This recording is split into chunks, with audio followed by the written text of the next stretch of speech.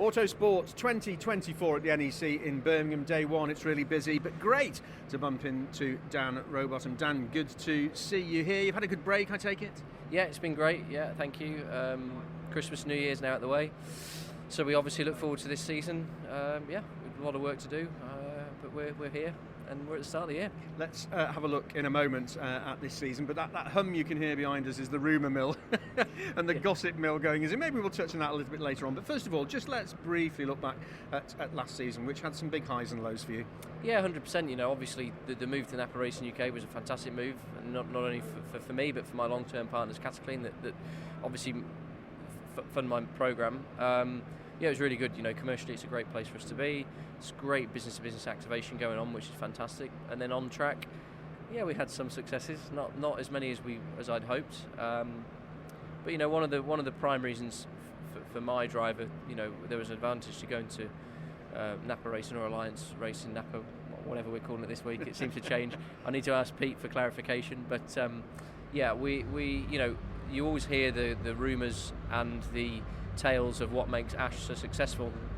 So one of the advantages of going there was it allowed me to see for myself, you know, and for sure there's things that the Ash Sutton crew do that we don't, and that I don't. So it's allowed me to really look at myself over the winter, elements that I've not done so well, you know, just stuff like, you know, just actually being like fitness levels right and dedicating the time to it. You know, I suppose I fall into a category of sometimes allowing the business element to take control of my race weekends. You know, I quite often find myself doing sponsor stuff on a race weekend, and actually, you know, if I was a little bit better organised, I could do that pre-season. So it's been a big focus for this winter, just to get things and all ducks in a row before we even get going.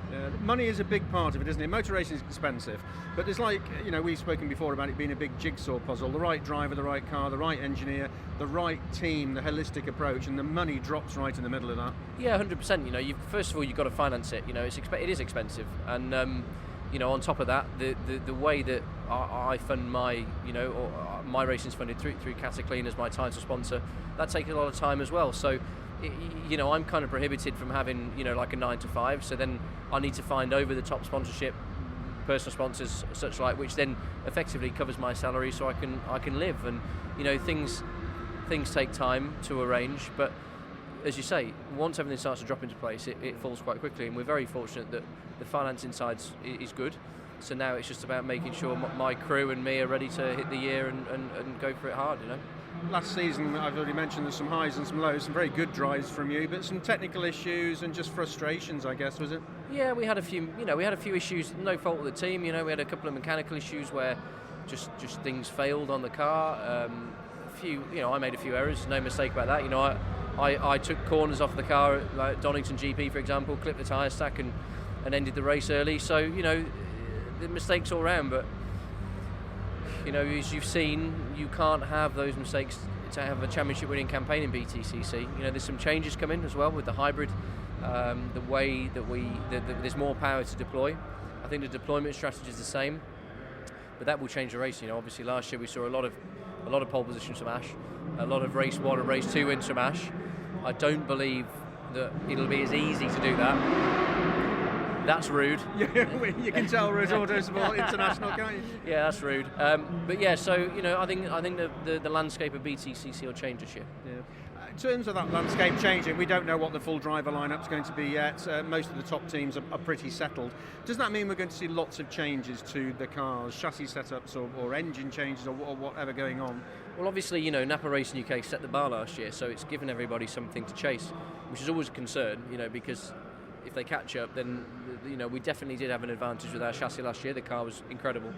So yeah, but obviously Napa Racing have pushed hard as well. So hopefully we can keep a bit of a window of advantage.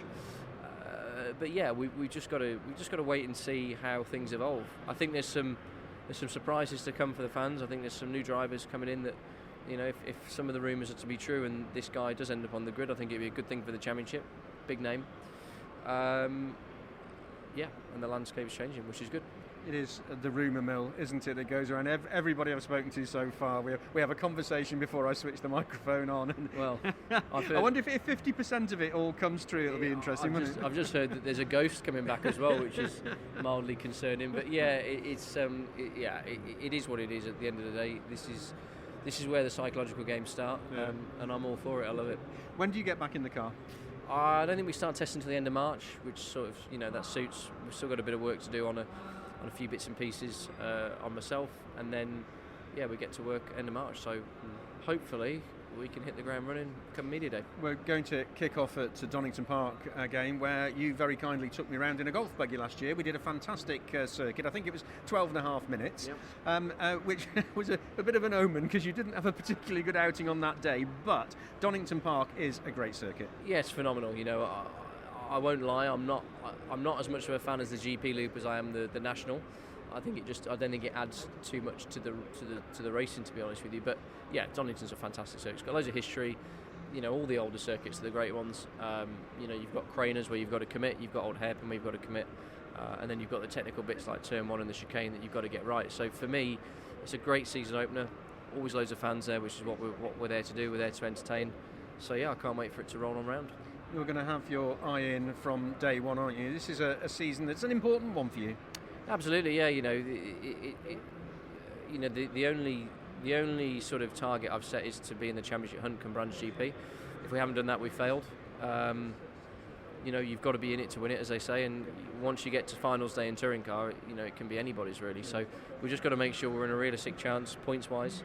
And whatever else will be. And I've got no ego, I've got no shame. If I did that by finishing fourth in every race all year, I'd be happy with that. So consistency is the key, 100%, isn't it? 100%. So it's all about ultimately the BTCC title and having something to show for all the work. So yeah, that's what we're aiming for. It won't be easy. It's BTCC, we know that. Whether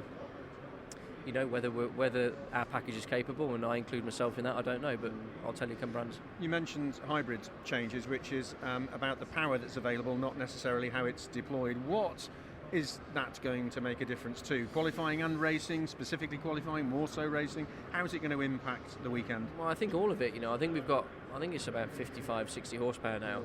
You imagine racing a car with 60 horsepower less than you, should be fairly easy to overtake it, right? So it's going to add quite a lot of stress, I think, to the weekend, and certainly qualifying after round one. Round one's easy because we've all got the same, but you get to round two, and some poor sod that's leading the championship is going to go into qualifying 60 horsepower down, that's a big difference. Especially going to Brands Indy where you've got two big hills to climb.